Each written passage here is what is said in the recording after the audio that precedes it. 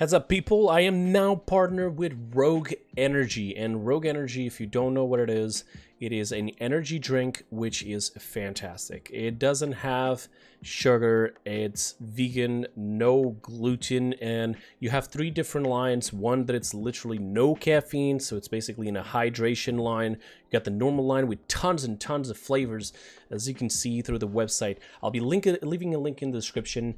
And you also have one final line with double the caffeine, so pre-workout kind of scenario there for you guys.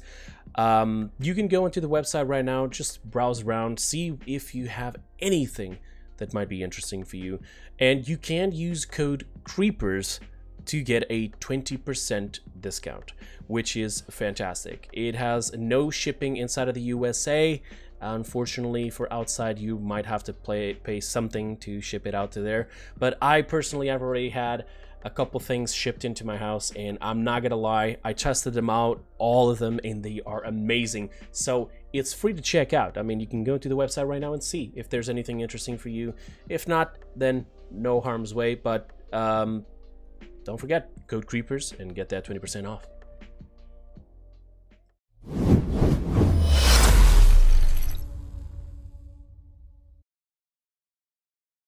Alright, ladies and gentlemen, boys and girls, I've been meaning to do this video for quite a while. Now, there's videos out there that will tell you exactly how to get XP and the most XP and faster and so on, but today I'm going to tell you all the things that I did throughout this entire time to get the most amount of XP, to get all my golden skins, the faster and everything. Like, if you guys are aware of how I did, for example, Vora and so on, like how much time it took for me, you probably know what I'm talking about. For example, for Vora, it took me 55 hours to get her to level 50 upon release. Yagarath, it took 35 hours.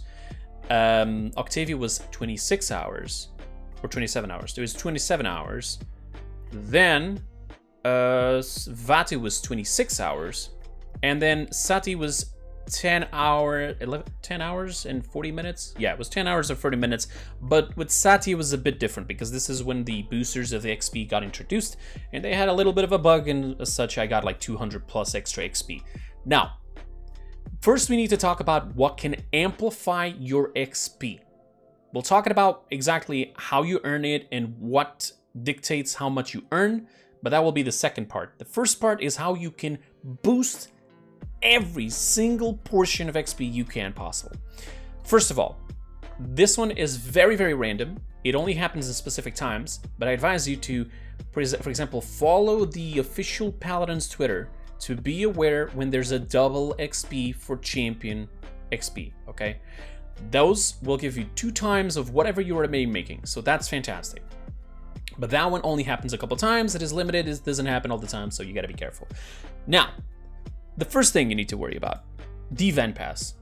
I know that some of you will be like, oh, I really don't want to buy the event pass. It doesn't have good skins. But if you really don't have like anything else to buy, just buy the event pass because it gives you the XP boost, the 50+%. That is just by buying it. Doesn't matter which level you are. You might be level 1. It doesn't matter. It will give you that XP boost. And apparently, there are some issues with this. For example, if you are a Founders Pack user, it apparently has extra XP. I've already reported this to Hyris, but for some reason it happens. It's very little, like 10% or something. It's not even that crazy, but apparently it does. I've tested it out while having the event pass, my friend having the event pass. We both have everything equally, and I had more XP than him. And then we figured out, based on somebody else who already figured out this issue, that it was actually a Founders Pack giving extra XP. So the Champions Pack apparently does not do the same thing. So yeah, like my wife has the Champions Pack, it does not do the same thing. That is the first thing you need to worry about. Buy the Event Pass. Apparently there was also another bug that was reported, that if you bought the Event Pass from last time, it will carry on some extra XP from that Event Pass. So buy all the Event Passes. You can always get all those crystals back by doing daily logins, Event Pass leveling up, and the trials. If you don't use the crystals anywhere, it'll usually always be like 400 crystals. You can get those back at any time. So you can just grind that as much as possible. If you are having issues with the daily login, oh, I never reach the last day, that's because you're missing one day. The way that the daily deal is working right now, it is if you miss one day, it will not restart it.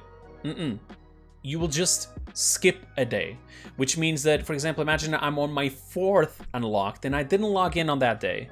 When I get on the day after, that is the one I'm going to be unlocking, which means I've just lost the last possible reward because I've been dragged back one day. So you cannot miss any single day. They basically reset at Tuesday, if I'm not mistaken. So log in on Tuesday, Wednesday, and so on. Just every single day. Just log in, get that reward. Don't miss a day. Otherwise, every day you miss, it is less one reward you get from the end to the back. Okay? And the last one is the one that gives you the most crystals. So I kind of advise you to do that. You also get like some extra rewards for earn free stuff by watching by watching ads, so you can get like stuff in there like boosters and so on. So I also advise you to that. Now the other thing that gives you extra XP. So we've spoken about double events, double XP events. We've spoken about the event pass and some of the bugs that are attached to it. So some people might have a little bit more XP. But now let's talk about the party slots. If you play in a party, all you need is one person. It doesn't matter if you have 5 people on the party. It doesn't matter if you have 3 or 4. You only need one person. The moment you have that one person, you'll have 10% of all gold earned and all XP earned. This means also champion XP earned as well. So you only need one person. That's it. You don't need any more. You can have 3 or 4 people. It doesn't matter. You just need one. All right? This is a thing that a lot of people get confused about. They think that if they have more people, they get more XP. No. That is not how it works.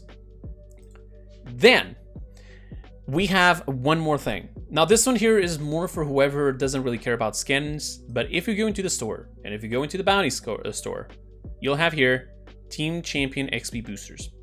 Initially when they came out, they were bugged and they was only for specifically on one person, but it was working for everybody at the same time. Now they work for every single person. But I have here a tip. Now, you're gonna have to spend a lot of bounty coins, and if you don't know how to get your bounty coins, I have a video how to get the bounty coins, how to get them to work, all right? Because some of you might not even be receiving bounty coins. Maybe you don't have that number down there.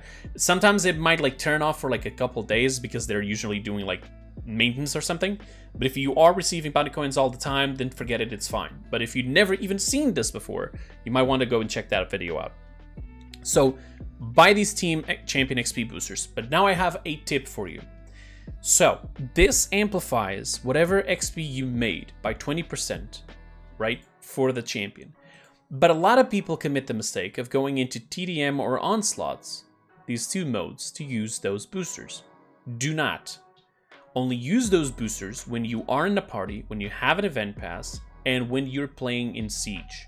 If you have your friends with also the same thing, just as long as you have those Team XP boosts, go into Siege.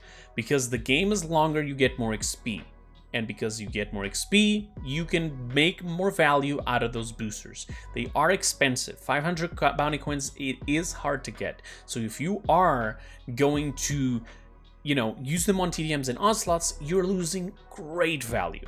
But if you're somebody who doesn't want to buy the event passes, and honestly, I, for example, don't, not the event passes, sorry, the boosters, the XP boosters, champion XP boosters, I, for example, I don't buy them, right? I used to. Every once in a while, I bought them, yeah, sure, whatever. And for Sati, for example, I bought a couple. But if you are not meaning to buy those, then what you need to play is TDM and Onslaught. And you're probably wondering, but you just said you get more XP from Siege. Why wouldn't I go to Siege? Because you gain more XP, actually, by the minute in TDM and Onslaught. TDM mostly, even. Okay? Now you're probably wondering, okay, but why?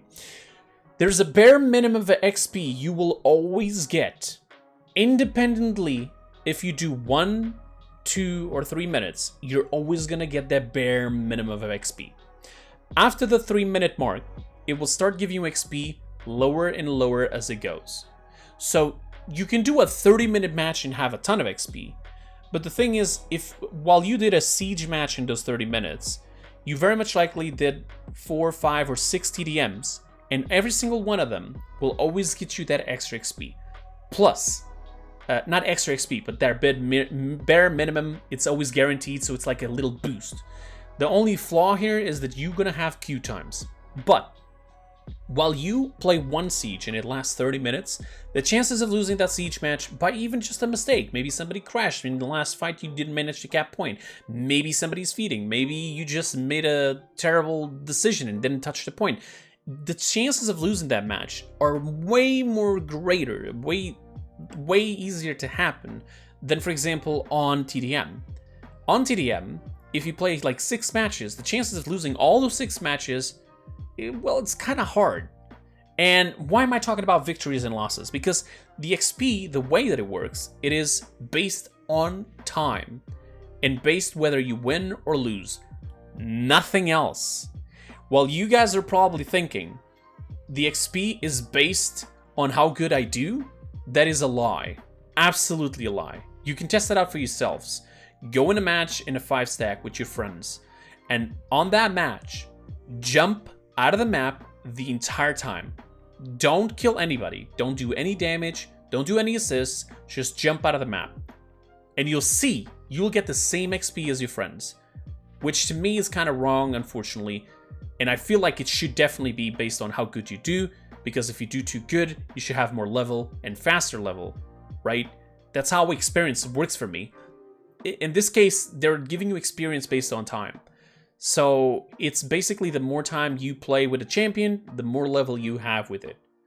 Obviously, the final determination for the XP that you get, it is based whether you win or lose. If you lose, you don't get that extra bonus in the end. If you win, you get that extra bonus, and that's extra XP. And obviously, so for the boosters, the XP boosters, it's better for Siege because it's going to give you 20% based on all that time together. So it's like you joined 6 TDMs in one go, right? Instead of TDMs that will maybe last like 5 minutes, since it's based on time. You understand what I'm saying here? So because they're based on time, it is a complete waste to use the champion XP boosters on TDMs. Alright, in last case scenario, you can also get like a 5-stack, get a couple people with, you know, champion XP boosters, go on the official Discord of Paladins and say, hey, I want to level up my champions. Anybody has XP boosters? I'll buy a couple, you buy a couple, we join together, we'll take turns and spend them, and we'll go into like sieges or TDMs or onslaughts or something like that, and just do it. And there you go. It's as simple as that. And then just play. I would advise it to always take advantage of the double XP events. Invite every single event pass you can. Play always with a person in your party, and make sure that if you don't have boosters, always play TDM, and if you do have boosters, always play Siege. One final thing. On my grinds, unfortunately, queues were taking a lot more time at the end of the day, at night, right? Like 2, 3 a.m. So on those specific times, I had to do something different, because it was taking 10 minutes to get into a match, and once I got in a match, it would be a 5-minute match, right? Because I was going for the TDMs without using boosters. So in a last case scenario, if you cannot find matches, or if you just don't want to deal with whatever pressure you're going to go and get, you can also use the training matches. However, I am not 100% sure. I don't think I can confirm this because I never noticed it. I do not know if you get the same amount of XP on training matches as in the normal matches. So test it out by yourself, see which one gives you the most amount of XP. The difference with all of this is the unfortunate part of this is that if you go into training, you're not really training your character. You're getting the XP, the levels that it says to get the golden skin and so on, but you're not going to be having real fights. You're not going to have real engagements that will train you, would give you that muscle memory and the experience with the character for you to learn it. If you're only looking for the gold skins, then sure, go ahead. Go into TDMs, trainings, whatever. It might give you the same MXP. I'm not really sure. But if you really want to learn the character as you're doing this grind, then go for normal matches. TDMs and Siege. Matchmaking might be good, might be bad. It all depends. And yeah, that's pretty much it. Good luck and happy grind.